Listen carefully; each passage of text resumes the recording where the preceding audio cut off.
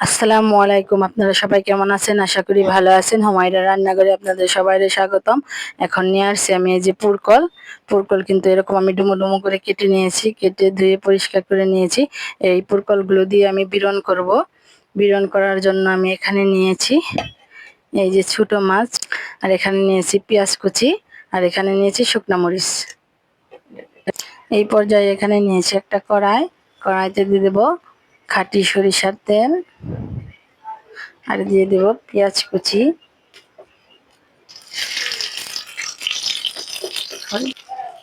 এই পর্যায়ে পেঁয়াজটা আমি ভালো করে ভেজে নেব, লাল লাল করে। পেঁয়াজটা সুন্দর করে ভেজে নিয়েছি, যে দেখতে পাচ্ছেন। এখানে দিয়ে দেব আমি এখন হলুদ গুঁড়া, অল্প করে দিয়ে দেব হলুদ গুঁড়া, দিয়ে দেব অল্প করে,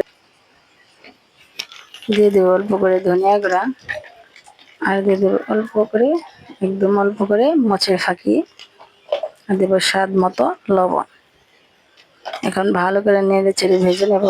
এই পর্যায়ে যে পেঁয়াজটা ভাজা হয়ে গেছে, এখন আমি দিয়ে দেবো অল্প করে পানি।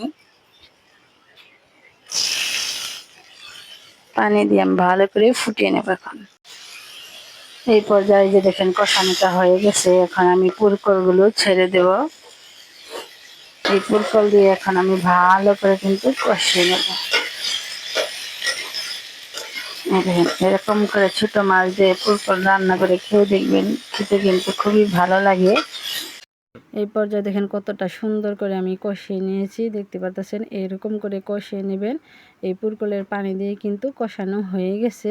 এই পর্যায়ে আমি ছোট মাছগুলো দিয়ে দিলাম। ছোট মাছ দিয়ে ভালো করে একটু নেড়ে চেড়ে নেব। এই যে এখন নেড়ে চেড়ে নিয়ে কষিয়ে নেব। এই পর্যায়ে আমি একটু ঢাকনা দিয়ে ঢেকে দেব। এই পর্যায়ে আমার রান্নাটা যে দেখেন হয়ে গেছে, এখন আমি নামিয়ে পরিবেশন করে আপনাদের দেখাবো কেমন হয়েছে। যে দেখেন রান্নাটা হয়ে গেছে, কতটা সুন্দর দেখাচ্ছে পুরকল বিরনটা ছোট মাছ দিয়ে। এরকম করে রান্না করে খেয়ে দেখবেন, খুবই ভালো লাগে খেতে। আর না রান্না করে খেলে বুঝতেই পারবে না এটা যে কতটা মজার হয়েছে। একবার খেলে কিন্তু বারবার কিন্তু রান্না করে খেতে মন চাবে। এরকম নতুন নতুন ভিডিও পেতে লাইক করুন, শেয়ার করুন, কমেন্ট করুন, বেশি বেশি ফলো দেন। আর ভালো থাকবেন, সুস্থ থাকবেন। আল্লাহ হাফেজ।